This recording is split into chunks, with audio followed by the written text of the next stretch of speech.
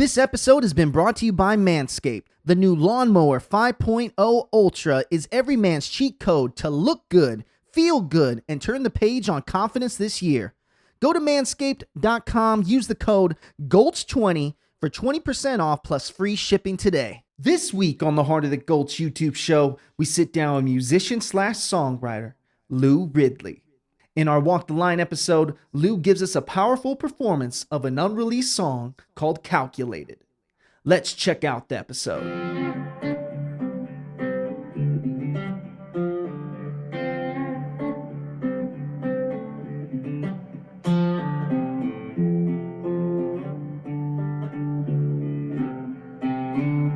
We are in the Heart of the Gulch. I'm your host, Tony Mendoza, and today I'm very excited. My guest, my goodness, I've done a lot of research on this guest, and I'm excited to have the conversation. We're speaking with the one and only Lou Ridley in the building. What's going on? Hey, not much, having a beer. Oh, I appreciate it, and, might as well just cheers you right here from far away. Doink. Cheers. Mm-hmm. Thank you. Mine's got a lot of foam. Here we go. I'm not the best bartender, to be fair. Listen, that's okay. We can't be good at everything. So first of all, I want to know, is it country or is it... It's whatever you think it is. Yeah, I don't know. Well, I think about all the music that I've heard, and it goes so wide. There's a lot of meaning behind every single thing you do. Yeah. So, and that's an amazing aspect about your music. Thank you. So I'm excited to know where the next frontier is for you, Lou. What's next? What's next? Well, I went through a very significant heartbreak a couple months ago, and yesterday my dog died. So I'm sad again. And I got to get back down to Atlanta actually and keep writing. But this new project is about heartbreak. It's the first heartbreak I've had as an adult, and especially a self-aware adult. Mm-hmm.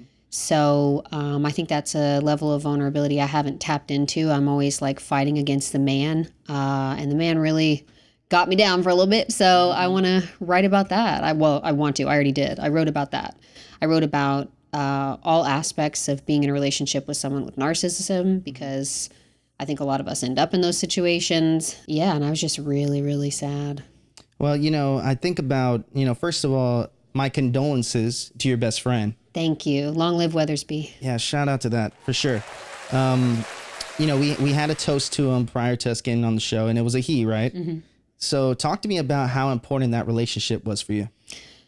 Well, sometimes I think it's kind of corny when people are like, he was my soul animal. But I mean, he's been with me for 20 years. He's been through all of my significant traumas as an adult. He's everything to me. My whole life revolves around him. We live alone. My nighttime routine is him. My daytime routine is him. So he's been to every session I've ever had. He comes to my writers' camps. He comes to events. He comes to anything that's appropriate for him to come to. Well, because I don't trust anybody to even watch him, because he was really old. And he needed a lot of babying, and I don't trust people. He's like my little sidekick. So waking up in the house today sucked, because I just wake up and I'm like, ew, what do I just think of myself this morning? This is an unfamiliar territory. I'm always in service to him, but I love to be, because he's my little buddy. He was my dad's favorite dog, and my parents had their own dogs, but he was the most important dog. Well, the way that, he passed was something that is almost written in movies, the way that he passed. You care to share how he passed? Sure. I came home from work yesterday in the middle of the day, and he looked at me, and I just was like, something isn't right. And my best friend Taylor was coming over anyway, and I said, hey, I got to go to the vet. I got to take him. Something's wrong. And she's like, well, just maybe he ate something. I'm like, no, something's wrong. By the time we got to the vet, his heart rate was a 20, and my vet was like, we could try to see if a cardiologist will put a pacemaker in, but he won't survive the anesthesia because he's 21 years old, and he's very small and thin. So it's going to just cause him a lot of trauma. And because I've lost a lot of family members to different things, I've learned when to put a body through trauma and when to let someone go gracefully and peacefully. And so I said, can I just go sit outside with him? So I took him out in the yard at the vet, and I held him in my arms, and he fell asleep in the sun with the wind blowing. And that was it. You know, and there's so many connections, right? And because when there's loss, I believe that there's going to be a new beginning somewhere. Mm-hmm. And it goes in that with music too. When there's a loss, whether it's in a relationship or whether it's in a new phase of life, there's always some type of beautiful flower that pops from it. So where do you see this flower is going to be? I think he waited until I had healed from my breakup.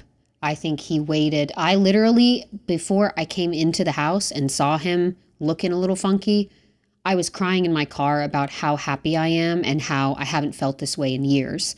In every facet of my life, my friendships, my career, I'm like, my gratefulness brings me to tears constantly.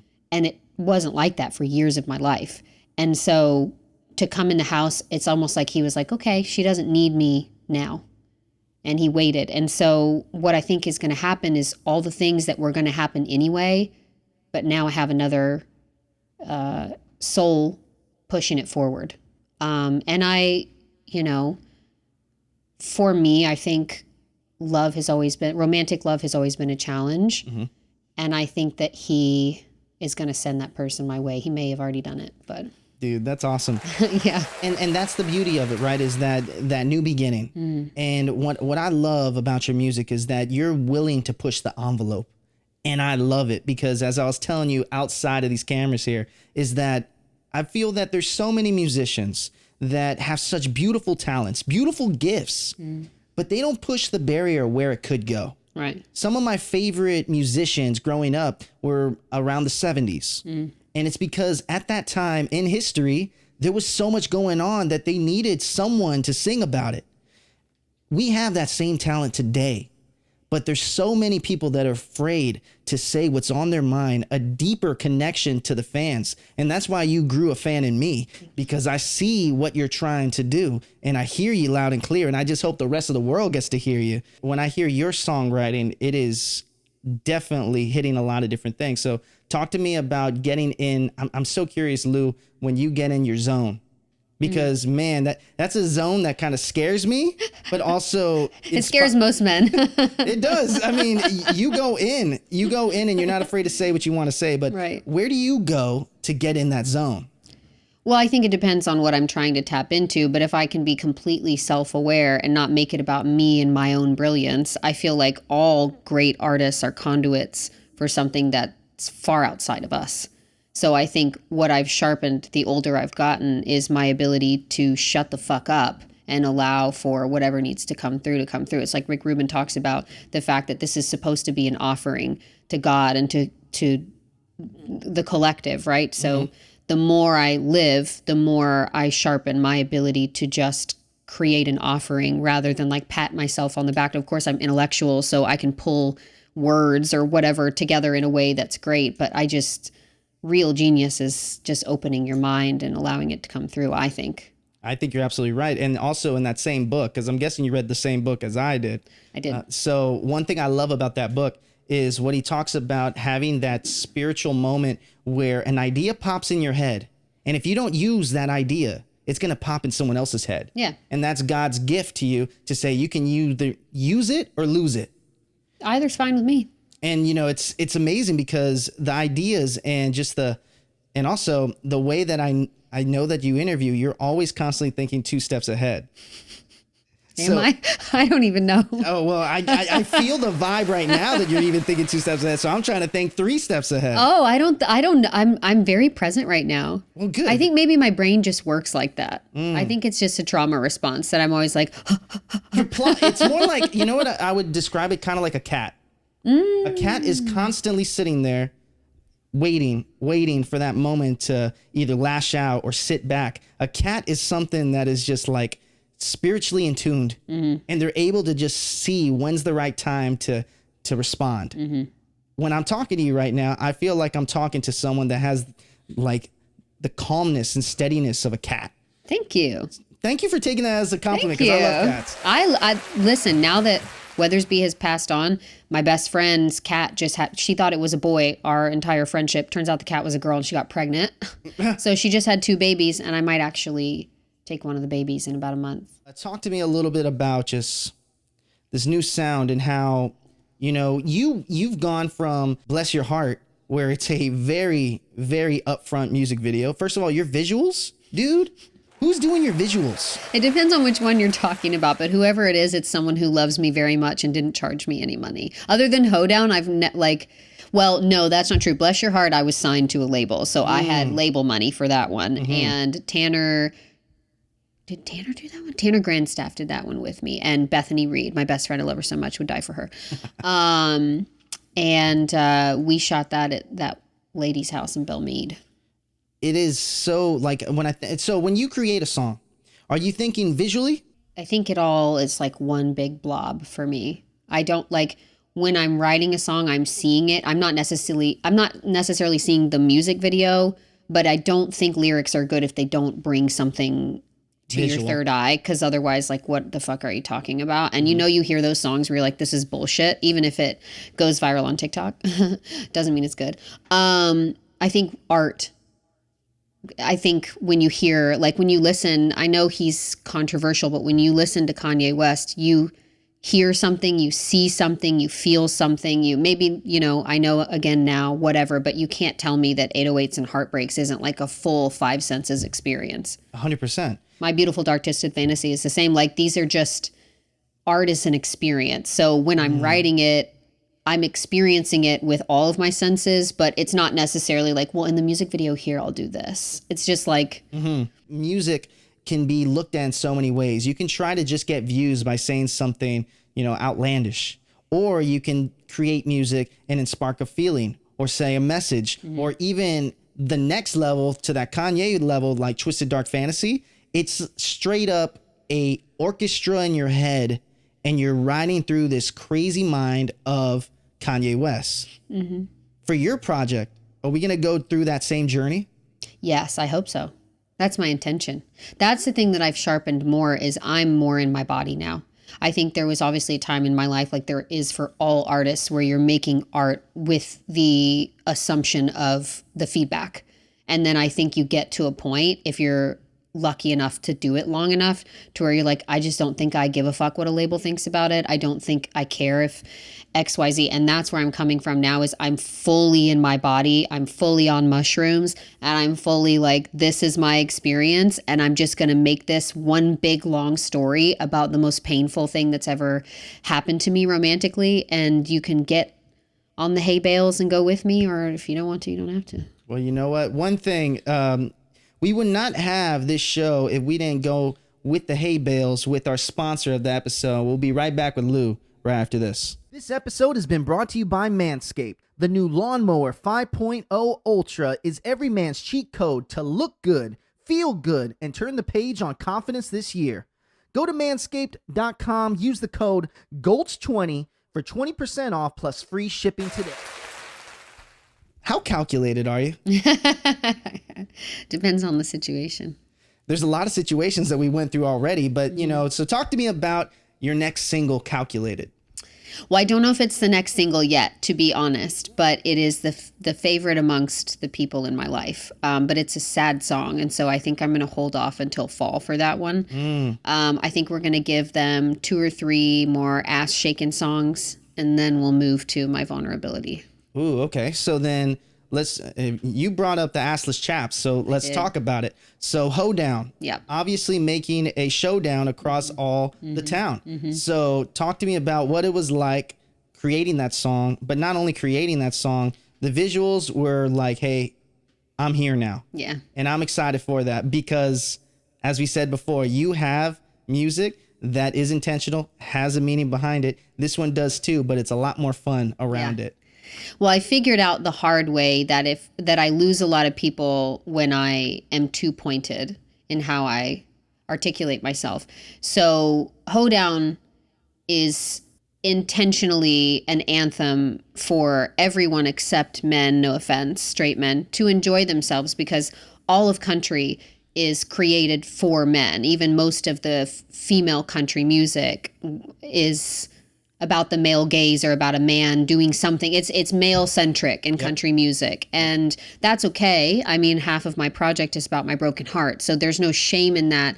But I wanted to make a Broadway Girls for the girls. I wanted to make something that made me feel like shaking my ass, because you talking about me being a Broadway girl certainly does not.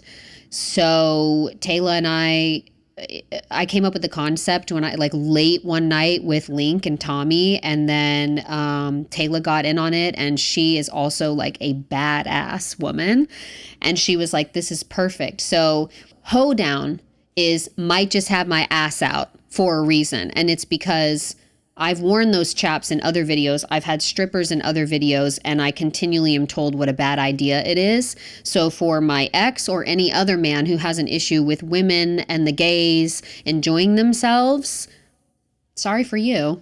I mean, it looked like an actual huge ass party. It was, and all of those people are our friends. Those aren't extras that we paid from some website. That's my friend's bar. Those bikers are my friends. Those strippers are our friends. The videographer is our friend. Everybody is someone we have a personal relationship with. Even the guy who brought his animals, John. Love you, John.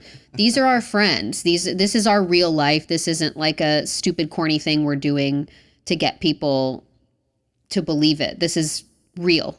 Was the cock intentional? Yeah, of course it was. Of course it was, right? That's Big Red, baby.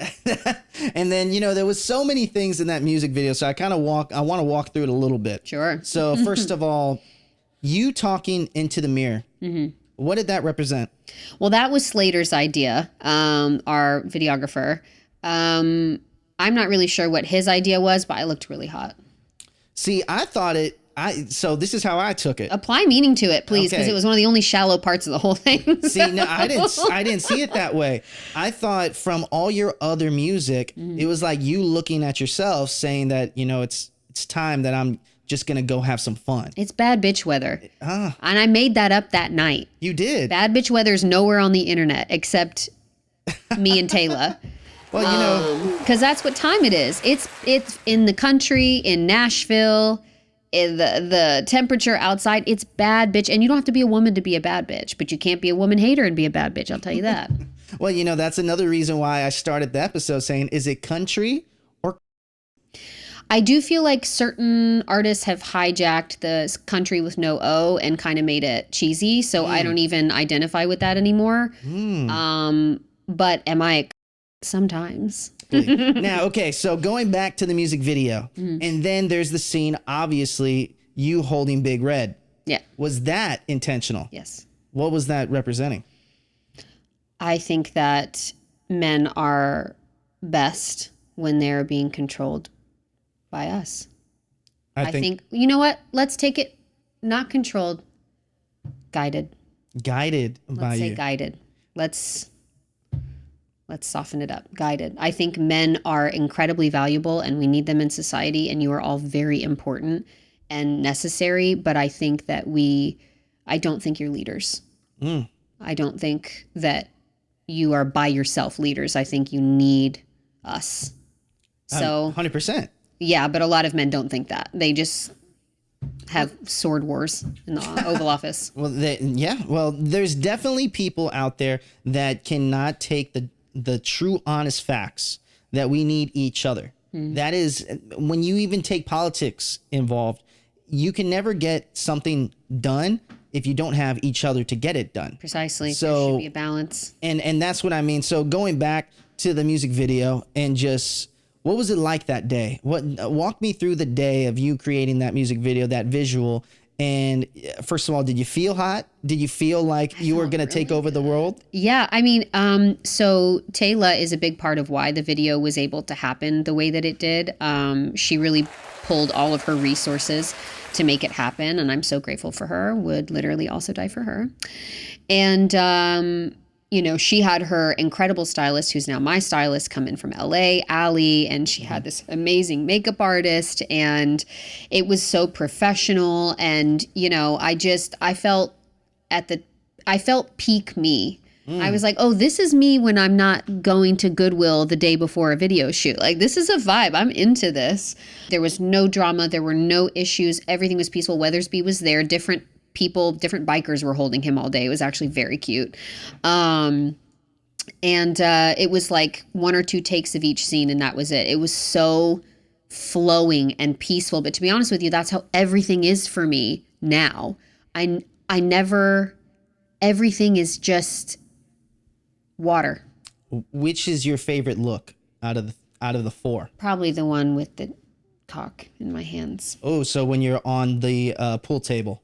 No, that's Tay-Tay on the pool table. I'm at the bar with all the dancers. That's what I meant. The cock in my hand. I thought it was a pool table behind you. I didn't know. Oh, no, it's a bar, but it does look like the pool table. So because it's shot from the lower way up. So I assumed it was a pool table. That's the bar. Yes. Okay. So then that's your favorite look. I like that look too. The white shirt. Mm-hmm. Man, it was just a fun time. It was and you're absolutely right, because I noticed the same thing too. There was 0 men in the entire music video, and I knew that was intentional too. So I love these little Easter eggs. Is there an Easter egg that I haven't said that someone that could watch this right now and just see it? One of the dancers that's in that video was in Baby Angel. Okay. The pole that we used for that video, Sarah, the main dancer in all black, that was her pole from Baby Angel. The bikers are some of the same bikers from Daddy's Girl. The bar is the same bar as Daddy's Girl. The goat is meant to represent how Taylor and I feel about ourselves. I figured that too. There's probably more that I'm not thinking. I tuck so much shit in there. There were certain jewelry choices that I made that were specific. There are some other things there's a lot of lore around this project that's coming out, and it involves other country artists. Well, I wouldn't call them country artists. It involves other music artists, and I'm not really ready to go there yet because I don't know how much of my business I want to put out there. But there are many Easter eggs if you know 100% of the tea. What's it like I'm guessing you have the content done. You have the music done, correct? Mostly, okay. I'm waiting for a couple features. Okay, well, what I'm asking for that is, what's it like to have this project kind of in your back pocket and, showing it to your friends, letting people experience it? What are they all saying? Everybody's like, this is it. This is what you've been needing to make. This is the one part of music that you haven't touched on, like lyrical content wise, which is heartbreak. I'm just always pissed off at a guy. I'm never actually like, oh, I'm really sad. And I think that's the only reason my last relationship happened. RIP. Everybody's really, the project is bringing a bunch of people on board that were not on board in previous parts of my career. So they must like it. What's that like? Because I think that is such a fun thing to talk to an artist in that journey, when all those no's, all those questions are starting to slowly turn into yeses. Yeah. And you're kind of like, because I know I can already see it in your mind, is like, I was already there. I was there. You just didn't see that. Mm-hmm. So what's that like to finally get to that point now where people are starting to see your vision and they're like, okay, I'm either going to jump on this ride or I'm going to get left behind? It's really, really nice. I knew that it was going to happen. I've always known, even when I doubt myself, my subconscious knows better.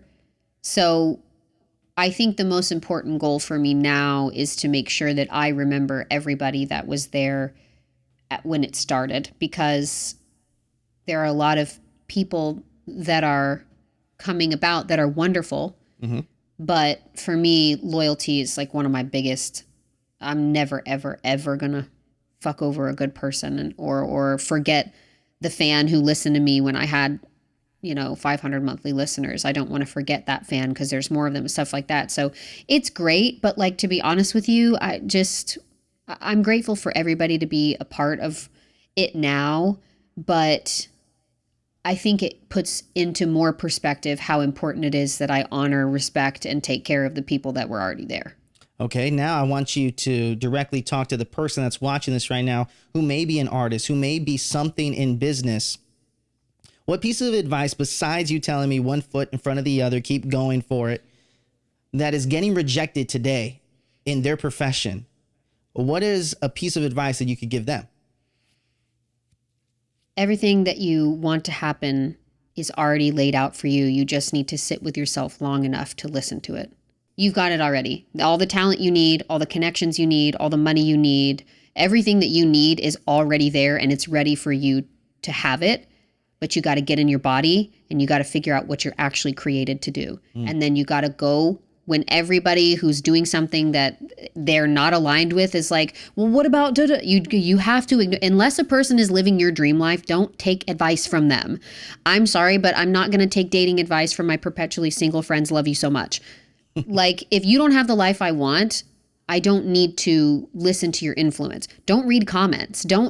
I don't care what 99% of the world thinks about me. I care very much about the people, my fans and my supporters and the people that are close to me. I care very much about what they think. But if you're a naysayer, I don't give a fuck. I mean, I've never looked at myself on Reddit. I don't care because it just doesn't matter. And I think where people get hemmed up is when they start allowing outside feedback to guide them to where they're supposed to be. Big mistake. Your purpose is no one else's, so nobody else knows. Not their fucking business. Let them go figure out their own purpose. How many times have you been off track? I can't count that high. I have a degree in journalism, so I can't count that high. How do you know when you're going off track? My body feels weird. You talked about it a little earlier when we weren't filming, is that you're very in tuned, and you're in tuned in a lot of different ways, but where did you get that intuition? I think I've always had it. I think a lot of us, especially women, I think we're born with it. But I think that socially and the way things are, I think we have a lot of habits that pull us away from it. But I think the whole point, I think the actual soul's journey is to get aligned with what's already meant. Understand your role in the collective. Understand that everything is outside of you but within you at the same time. Like, that's the whole point of this whole fucking thing. And when you're not aligned, you feel it. Something in your body. It's like when you're dating a guy and you feel anxious around him. It's because he's a piece of shit. It's not because you have trauma and maybe this guy's different. The right man makes you feel safe. You don't feel uncomfortable. You don't feel whatever. Like, our bodies communicate with us. And when I'm off track, I know I'm off track. And that's this whole thing. And then when you don't figure it out, you just come back down here and do it again. Do you think that as people that are watching this and they're kind of going through their own lives, everyone has stuff in their lives that makes them go a little insane. Yeah. And especially with this time of the world that we live in, everyone seems to be going insane. Yeah. But how do you turn that insanity into a brilliant song or a brilliant project? Because that insanity that's keeping you up at night, you're turning that into art.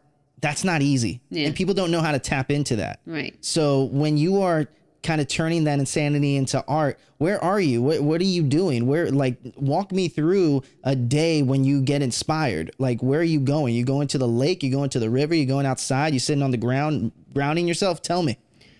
Well, I think this is another conversation where, like, I'm in my body and I know why I'm here and I'm not confused about it. So there's no specific like method that I have to take to get a song out of me because I'm just in it. Sometimes that's in the middle of the night. I wake up. Sometimes I do mushrooms and go to Radnor and I think of something. Like, it hits me in a million different ways. There's not a method to any of it because it is my purpose. It is the way that I was meant to communicate whatever it is that I'm supposed to be communicating. So it's not really methodical. I don't approach anything methodically. If anything, I'm too impulsive and everyone on my team is like, hey, could you fucking chill out? And I'm like, no, I'm probably not. When you just dive into, before we take another break here, I want to ask a little bit more about this project. Okay, so you said there's going to be other similar songs like Hoedown. That's surprising to me that you want to come out with more songs like that after this one made such a big impact. Well, it's not exactly the same, of course, right? But if I can have a double entendre or a meaning that the people that need the meaning know is there, but I can also make something that's simple enough that people who aren't looking for meaning can enjoy it, then I found the sweet spot that I've never been able to find. So I'm finding that in many emotions and in many ways. Like, there's a song on the project about me killing a man and burying him in Georgia, and it's it's a revenge song about getting back at your abuser. But if you don't want to think about it that way, it's just a fucking cool song about red clay. It's not necessarily that everything has to be like politically charged, but more so like everything will have meaning stuffed in it because that's just who I am. But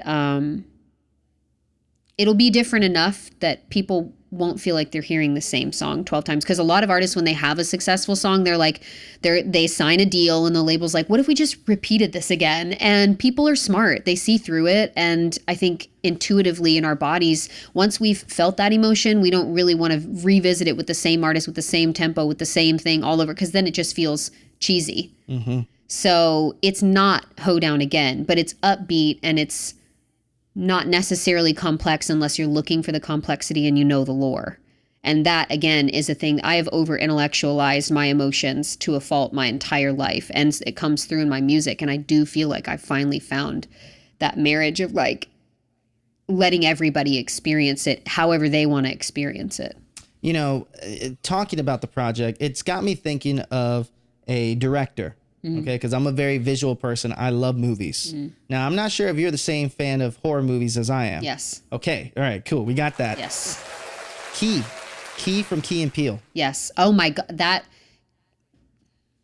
You want to give me a high five now? Keegan-Michael Key and Jordan Peele are very invited to shoot anything for me. Yeah, like my dream, and I'm not a woman of color, so I don't know if it will happen, and I respect that and I'm okay with that, but like my dream is for Jordan Peele to be like, you know what? I want to do something with this. So I got that right. Yeah. 100%, because when I think of every project he's ever created, and it's in my favorite genre of horror, there is so much depth. Yeah, you're talking about Jordan Peele, not Key. Okay, that's what I meant. Yeah. No I mean, disrespect. but Keegan-Michael Key is also brilliant. Yeah, Key's awesome too. But yeah, Jordan, he's so intentional with every video he puts out, every movie he puts in, and within every scene there's Easter eggs. And I can only imagine, and you're already talking about that with these next upcoming singles and just music, that every single thing. And that's why I knew the moment that you released Hoedown, I was like, okay, there's a reason. There's definitely a reason, and that's my favorite type of artist. So going back to what we were talking about prior to you walking into this door, and I think I even sent it to you in the email. I was like, you have no idea how excited I am to talk to you, because I hope that everybody who's watching this gets to experience Lou's music and see the meaning behind her visuals and listen to the songs, because it's just, there's a lot of depth. And speaking of depth, we're going to take a quick minute, get out of the deep waters here. We're going to play some lighthearted games. And you ready to do that? Yeah, okay. All right, let's do it. Oh, I didn't see you guys there. Hey, if you're enjoying the content that we provide, please consider subscribing to our Heart of the Gulch YouTube show.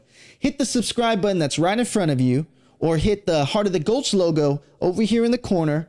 And of course, like magic, hit the recommended subscribe button that's over here in the banner. We would love to have you guys here at the Heart of the Gulch YouTube channel. And let's get you back onto that interview right now.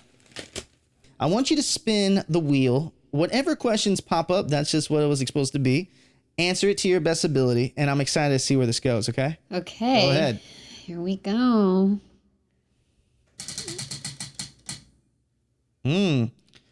Top 3 favorite non-country albums. There you go. Desperado by the Eagles. So most of the stuff, when I listen to old stuff, it's always on greatest hits albums. So I don't know, but it's Billie Holiday and Nina Simone. Okay. I don't know his discography that much. Yeah, I don't know what their specific albums would be called, but anything by both of them. Wow. And none of those people are country. Well, that's good, because I think about your inspirations and what you listen to and how it kind of influences everything that you do. And when we talk about, we didn't talk about it a lot, but LA. What did LA teach you?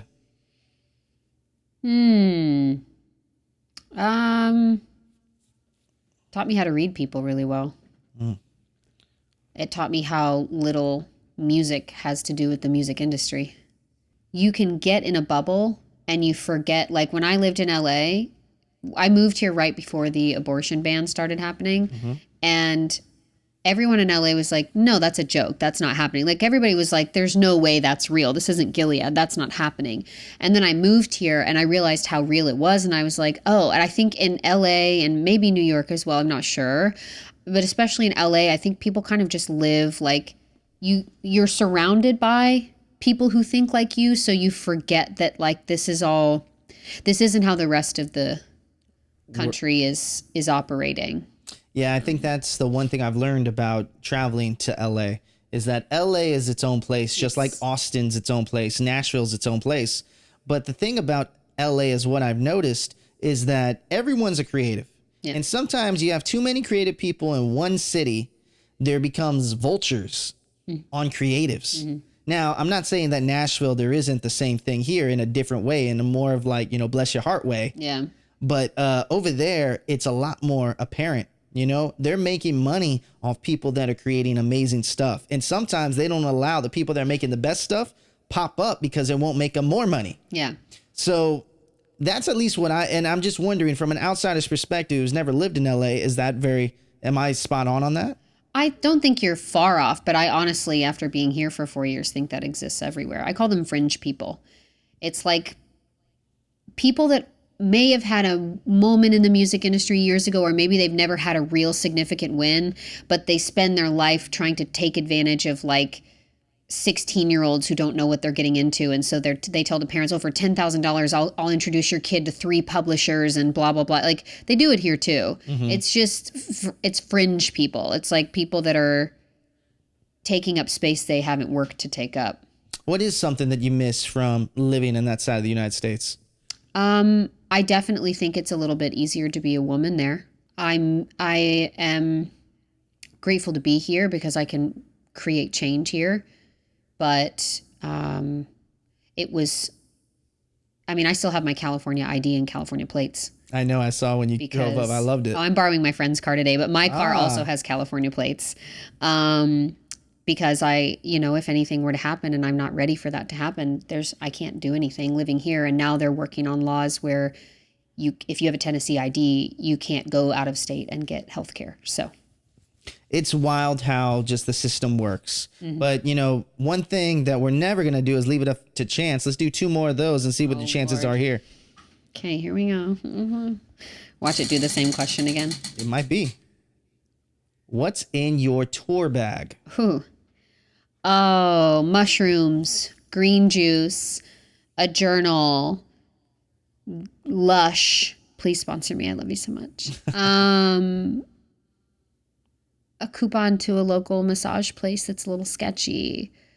How many of those have you ventured into? So many, because I don't like to spend money. Wait, tell me the lore though. Tell me the tea.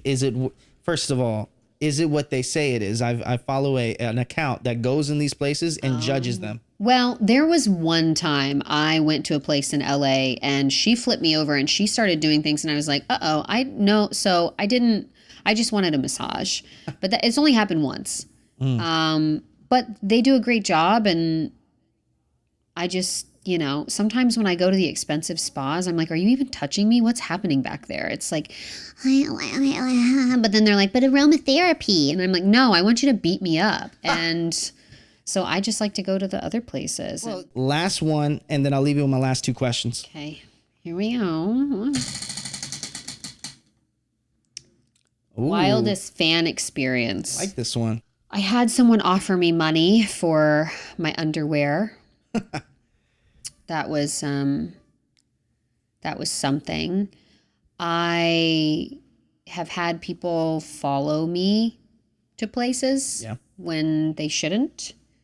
But, and this is what gets me in trouble, I treat everybody like family because I just do think they're my family. Like, it takes so much to scare me and make me be like, oh, they might murder me, because I don't think that's how I'm going to die. I kind of already know how I'm going to die. So I don't worry about it. So I'll get off stage and then be like, let's go here. And then sometimes, now that I'm getting a little bit bigger, my friends will be like, hey, don't do that, because now we've got these people here and they're a little unsafe. And are they going to kill me? I don't think so. Mm-hmm. But for the respect and safety of the other people around me, I've been trying to get better about that. But I don't have wild fan experiences because I'm more chaotic than anybody else. So it's like, well, you're not really going to do anything that's going to make me be like, whoa. Do you remember the first time you ever gave your autograph? No. What was the funniest thing or the silliest thing you ever autographed? A fake $100 bill. Ooh, I like that one. You're the first one to ever say that. Yeah.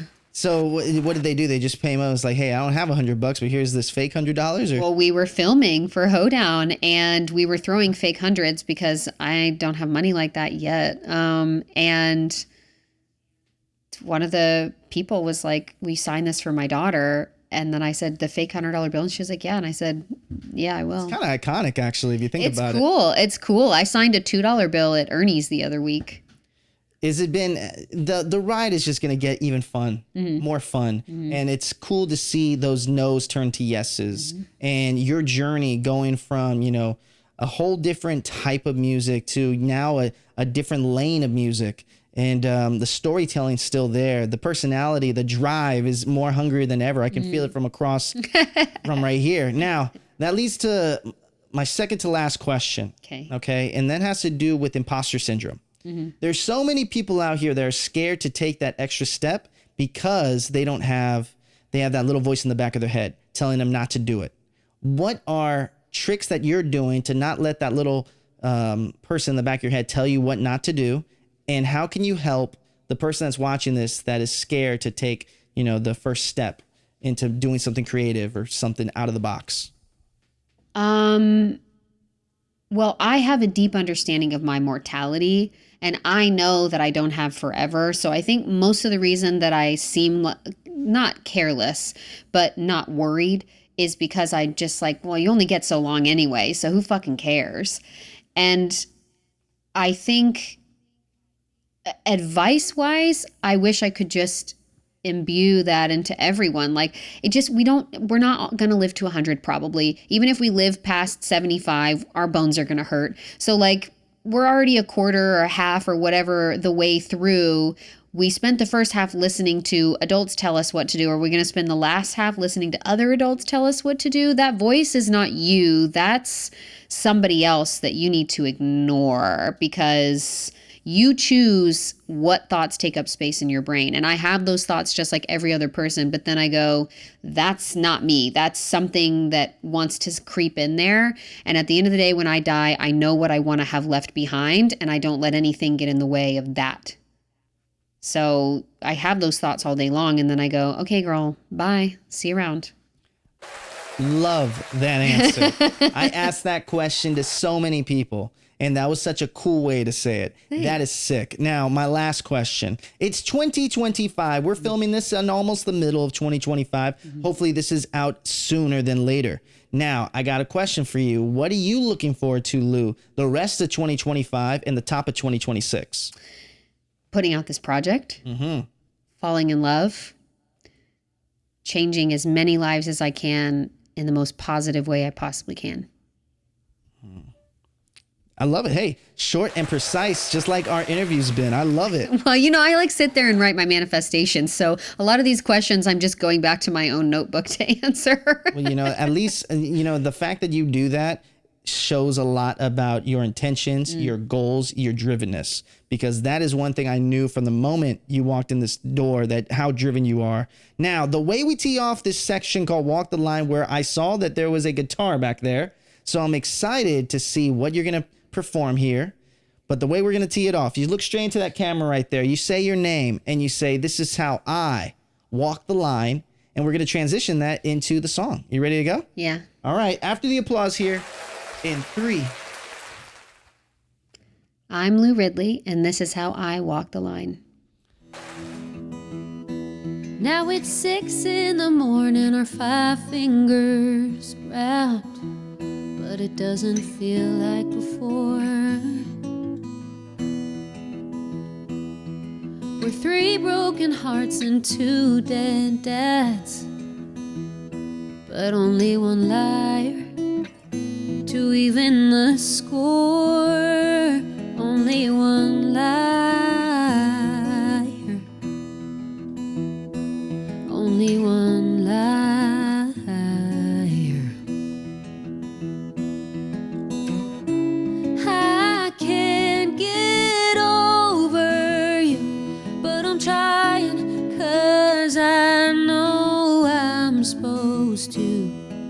But if all the love you ever gave me was simply just a ruse, well, I guess that I'll be calculated too.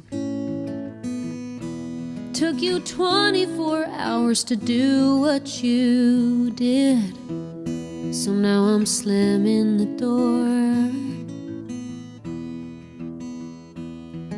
They keep getting younger and 23 was bad, but now you're at 22. I know that you're bored and still just a liar, always a liar.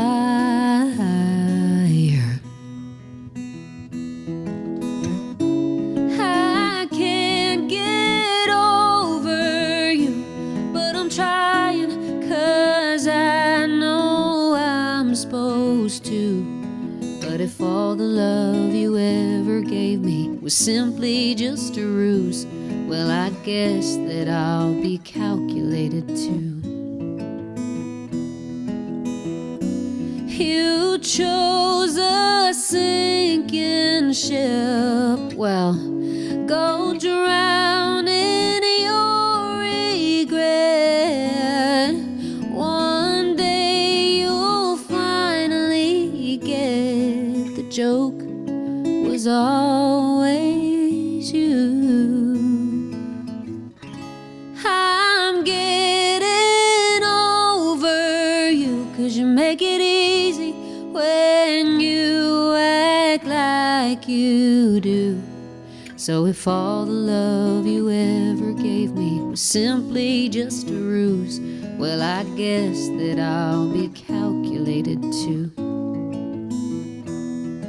And if all the love you ever gave me meant nothing to you, well, I guess that I'll be calculated too.